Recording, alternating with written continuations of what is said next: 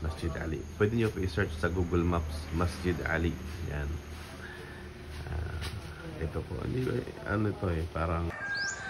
Assalamualaikum warahmatullahi wabarakatuh. Mga kapatid sa Islam, kung kayo po ay naglalakbay, kung galing kayong Mindanao papuntang Maynila or Maynila papuntang Mindanao, dadaan po kayo dito sa may Southern Leyte, no? May isang municipality, ang pangalan ay Libagon, no?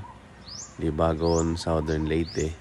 Meron po ditong masjid, ang pangalan ng masjid, Masjid Ali. Pwede nyo pong i-search sa tawag dito sa Google Maps, no?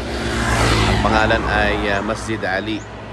Pwede po kayong magsala dito. Hindi siya masjid talaga na masjid, kumbaga bahay lang na ginawan siya ng extension na para maging parang masjid or musalla, ganon. So kapag galing kayo yan, kagaya niyan, galing kayo ng ano niyan, Tacloban or galing kayo ng San Juanico at pupunta kayo ng Mindanao, papunta doon, no? Yan. Ang masjid ay nandito po sa likuran namin, dito likuran ko. Papasok ng konti doon, no?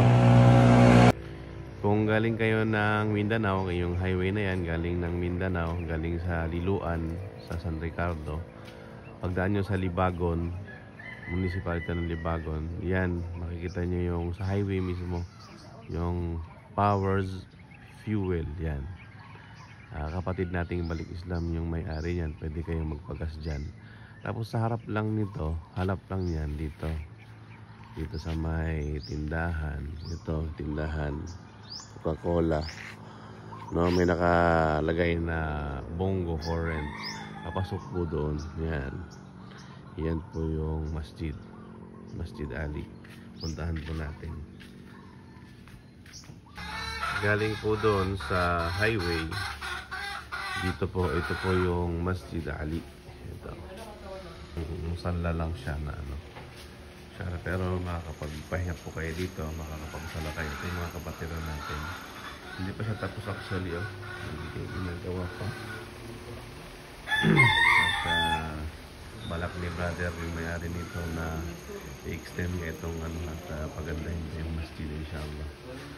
So may wuduan, pwede ka makaligo at makapagpahinga dito, inshallah. So yun po, Masjid Ali dito po sa Libagon, municipality ng Libagon. Okay, Assalamualaikum.